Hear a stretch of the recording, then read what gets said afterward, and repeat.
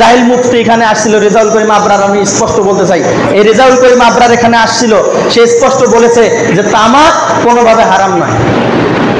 এখন বলেন তামাক হারাম নয়, কেন হারাম নয় আমি আজকে স্পষ্টভাবে বলি। সেটা হলো, তাকে যে সময় প্রশ্ন করা হয়েছে সে সময় তার ওস্তাদগণ পাশে ছিলেন, এবং তার ওস্তাদগণ যখন তাদেরকে পড়ায়, তাদেরকে পড়ানোর সময় সামনে একটা সুপারির বাটা থাকে, সামনে একটা পানের বাটা থাকে, সামনে একটা জর্দার বাটাও থাকে। জর্দা, পান, সুপারি একসঙ্গে খাইতে খাইতে তাদেরকে হাদিসের কিতাবগুলা পড়ায়, তাদেরকে ওই রকম ফিকের কিতাবগুলা পড়ায়। ওস্তাদ যখন বসে আছে, ওস্তাদের বিপক্ষে যখন প্রশ্ন করা হয়েছে, এখন সে বলে দিয়েছে কি যে না, এটা তো আসলে হারাম নয়। তো তামাকের কথা তো আর কোরআনে আসে নাই, জর্দার কথা তো আর কোরআনে আসে নাই, তো টমেটো খাওয়া হালাল, কি কারণে হালাল এটা কথা, এটা ভাবে নিষেধ নাই, এজন্য হালাল। পাঙ্গাস মাছ খাওয়া হালাল, কেন হালাল, যেটা এটাকে কোরআনের মধ্যে নিষেধ করা হয় নাই বা এরকম হারাম ঘোষণা করা হয় নাই, এজন্য হালাল। আর তামাক খাওয়াও হালাল, যেভাবে এটাকে নিষেধ করা হয় নাই, এজন্য হালাল। এটা কি হালাল?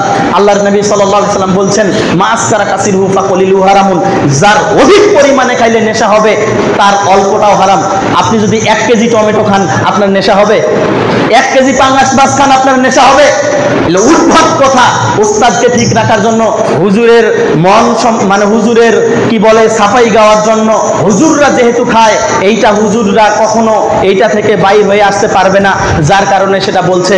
আমি স্পষ্টভাবে বলতে চাই, আল্লাহর নবী সাল্লাল্লাহু আলাইহি সাল্লামের সাহাবী ওমর ইবনুল খাত্তাব রাদিয়াল্লাহু তাআলা আনহু তিনি বলছেন, হাদিস নেন দারিমি এবং মিশকাত, দুটি হাদিসের গ্রন্থ, হাদিসটা আছে মিশকাতুল মাসাবি কিতাবুল ইলম, বিদ্যা সংক্রান্ত অধ্যায়ের মধ্যে ফাসলুস সালিস, তৃতীয় পরিচ্ছেদ 269 নম্বর হাদিস। হাদিস বর্ণনা করেছেন জিয়াদ ইবনে হুদাইর রাদিয়াল্লাহু তাআলা আনহু, তিনি বলেন, একদিন ক্বাল আলী উমর, আমাকে একদিন উমর রাদিয়াল্লাহু তাআলা আনহু জিজ্ঞাসা করলেন, হাল তা'রিফু মা ইয়াহদিমুল ইসলামা, হে ইবনে হুদাইর, তুমি কি জানো ইসলামকে কোন বিষয়টা ধ্বংস করবে, ইসলামকে কে ধ্বংস করবে, এটা কি তুমি জানো? আল্লাহর নবী সাল্লাল্লাহু আলাইহি ওয়াসাল্লামের সাহাবী যখন আমাকে জিজ্ঞাসা করলেন, আমি বললাম ক্বাল আলা, আমি বললাম আমি জানি না। আপনি যেহেতু আমার চেয়ে বিজ্ঞ আলেম, আপনি যেহেতু আমার চেয়ে বিজ্ঞ জানতা, অতএব আপনি বলুন যে ইসলামকে কোন বিষয়টা ধ্বংস করে দিবে, এটা আপনি আমাদেরকে জানিয়ে দেন। আল্লাহর নবী সাল্লাল্লাহু আলাইহি ওয়াসাল্লামের সাহাবী ওমর ইবনুল খাত্তাব রাদিয়াল্লাহু তাআলা আনহু বলেন, ইয়াহদিমুহু, ইসলামকে ধ্বংস করবে জাল্লাতুল আলেম, আলেমের পদস্খলন। আলেম যখন সঠিক মূলনীতি থেকে পদস্খলন ঘটাবে, আলেম যখন হালালকে হারাম বলবে আর হারামকে হালাল বলবে, তখনই ইসলাম ধ্বংস হয়ে যাবে। আর দ্বিতীয় নম্বর কথা, আল্লাহর নবী সাল্লাল্লাহু আলাইহি ওয়াসাল্লামের সাহাবী তিনি বলছেন, ওয়াজিদা আলুল মুনাফিকি বিল কিতাব, যখনই দেখবা এই মুনাফিকরা আল্লাহর কোরআন, এই আল্লাহর কোরআন নিয়ে যখন তারা তর্ক বিতর্ক করবে, কোরআনের মধ্যে একটা বিষয় আছে, এইটা নিয়ে এরা স্পষ্ট হওয়ার জন্য এরা আবার তর্ক বিতর্ক করবে, আল্লাহ যেভাবে দিয়েছে এভাবে মেনে না নিয়ে এরা আবার তর্ক বিতর্ক করবে, তখন এই ইসলাম ধ্বংস হয়ে যাবে। 3 হুকমুল আইম্মাতিল মুজিল্লিন, ভ্রান্ত শাসক, এই 3 শ্রেণীর ব্যক্তি ইসলামকে ধ্বংস করবে। তার 3 শ্রেণীর ব্যক্তির মধ্যে 3 শ্রেণীর ব্যক্তি আমার এই বাংলাদেশে আছে। আলেমের পদস্খলন, এই আলেম সঠিকটা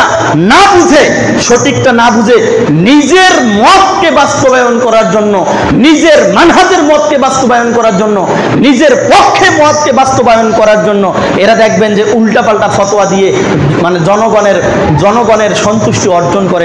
এরা আল্লাহর সন্তুষ্টি অর্জন করে না। আহলে হাদিসরা এমন একটা কাফেলা, আহলে হাদিসগণ এমন একজন কাফেলা যেটা মানুষের কখনো মন সন্তুষ্টি করার জন্য বক্তব্য দেয় না। কোরআন এবং হাদিসে যা আছে তাই বক্তব্য দেয়। সেটা রাষ্ট্রের বিপক্ষে গেলেও কোরআন এবং হাদিসের যা আছে তাই বক্তব্য দেয়, সমাজের বিপক্ষে গেলেও কোরআন এবং হাদিসে যা আছে তাই মানে বক্তব্য দেয়। যার বিরুদ্ধে যাক না কেন, কোরআন এবং হাদিসে যা আছে তাই বক্তব্য দেয়। মসজিদের অমুক তমুক মসজিদের কমিটি বৃন্দ জর্দা খাবে, এজন্য আমি জর্দার পক্ষে বক্তব্য দেব, এমনটা হতে পারে না। আজকে যদি আমি আপনাদের মন সন্তুষ্টি নিতে পারি, যার কারণে আমি এরকম বক্তব্য দিচ্ছি, কিন্তু কঠিন কিয়ামতের দিন তো আমি আল্লাহর কাছে ধরা হবে। সেদিন কি হবে? যেদিন কোনো দিনার বা দিরহাম থাকবে না, সেদিন শুধু হাহাকার অবস্থা। সেদিন শুধু মানুষ, অপরাধীরা নখ কামড় দিবে আর বলবে, হায় আফসোস, যদি আমি পৃথিবীতে মুহাম্মদ সাল্লাল্লাহু আলাইহি ওয়াসাল্লামের অনুসরণটাই করে আসতাম, পৃথিবীতে যদি আমি মুহাম্মদ সাল্লাল্লাহু আলাইহি ওয়াসাল্লাম এবং তার সাহাবায়ে কেরামের অনুসরণটাই করে আসতাম, তাহলে আমার জন্য ভালো হইতো। দ্বিতীয় হাদিস আমি আপনাদের নিকটে বলতে চাই, হুযায়ফা রাদিয়াল্লাহু তাআলা আনহু হাদিস, সহিহ আপনার মিশকাতুল মাসাবি একই অধ্যায় একই পরিস্থিতির মধ্যে হাদিস বর্ণিত হয়েছে, 274 নম্বর হাদিস। হুযায়ফা রাদিয়াল্লাহু তাআলা আনহু বলেন, ও মানে আপনি জিজ্ঞাসা করতে পারেন, আলেমগণ কখনো কি পদস্খলন ঘটতে পারে? আলেমগণ তো কোরআন হাদিসের কথা বলে, আমাদের হুজুর তো আসছে কোরআন হাদিসের কথা বলছে, অমুক হুজুর তো আসছে কোরআন হাদিসের কথা বলছে, আরে আপনি বলেন কি আলেমের পদস্খলন ঘটতে পারে না? দেখেন আজকে তো আল্লাহর নবী মারা যাওয়ার 1450 বছর পার হয়ে গিয়েছে। আল্লাহর নবী সাল্লাল্লাহু আলাইহি ওয়াসাল্লাম মারা যাওয়ার 10 বছর পরের ঘটনা বলছি। আল্লাহর নবী সাল্লাল্লাহু আলাইহি ওয়াসাল্লাম মারা যাওয়ার 10 বছর পরের ঘটনা বলছি। হাদিস পাবেন মিশকাতুল মাসাবি 274 নম্বর হাদিস। হুযায়ফা রাদিয়াল্লাহু তাআলা আনহু বলছেন, ইয়া মা'শারাল কুররা, হে কোরআনের ধারক পাঠকগণ তোমরা শুনে রাখো, ইস্তাকিমু, তোমরা সরল সোজা পথে চলো, মানে আল্লাহর নবী সাল্লাল্লাহু আলাইহি ওয়াসাল্লাম যে পথ তোমাদেরকে দিয়ে গিয়েছেন তোমরা সেই পথের মধ্যে চলো, ওই পথ অবলম্বন করো।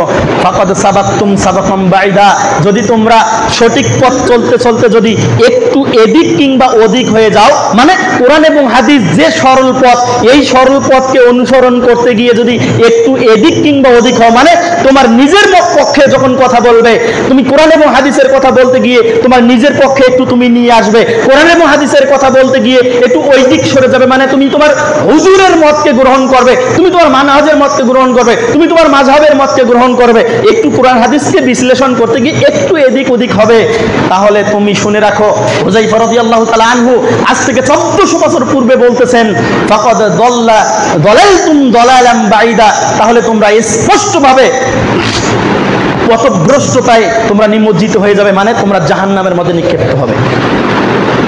তাহলে আজ থেকে 1400 বছর পূর্বেরকার আলেমগণকে যদি আল্লাহর নবীর সাহাবী বলে তোমরা সোজা পথে চলো, তোমরা একটু বাঁকা পথ হয়ে গিয়েছো, 1400 বছর পরের হুজুর কি এদিক ওদিক যাইতে পারে না? বলেন পারে কি পারে না? এজন্য বলছি, হুজুরের কথা ততক্ষণ পর্যন্ত মানা যাবে, আলেমের কথা ততক্ষণ পর্যন্ত মানা যাবে যতক্ষণ পর্যন্ত তারা কোরআন এবং হাদিসের কোটেশন রেফারেন্স দিয়ে কথা বলে, ততক্ষণ পর্যন্ত। এছাড়া আপনি মেনে নিতে পারেন না। এই সমস্ত ভ্রান্ত হুজুর এসে ইসলামকে ধ্বংস করবে, এই সমস্ত ভ্রান্ত হুজুর এসে বিভিন্ন রকম কথা আজগবি কিছু কথা বলে আপনাদের নিকটে কথা বলে গিয়ে আপনাদেরকে ভুল প্রমাণিত করার চেষ্টা করবে। এই জন্য সাবধান, এই সমস্ত হুজুরদের কাছে যাবেন না, ওদের কাছ থেকে ইলম অর্জন করবেন না, ওদেরকে সব সময় বয়কট করবেন। আল্লাহ সুবহানাহু ওয়া তাআলা আমাদেরকে সঠিকটা বুঝার তৌফিক দান করুন। আল্লাহুম্মা আমিন।